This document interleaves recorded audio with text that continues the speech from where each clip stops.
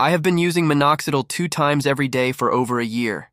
Here are the things I have learned along the way, the side effects, and most importantly, the results. The reason I started was because my hair was rapidly thinning.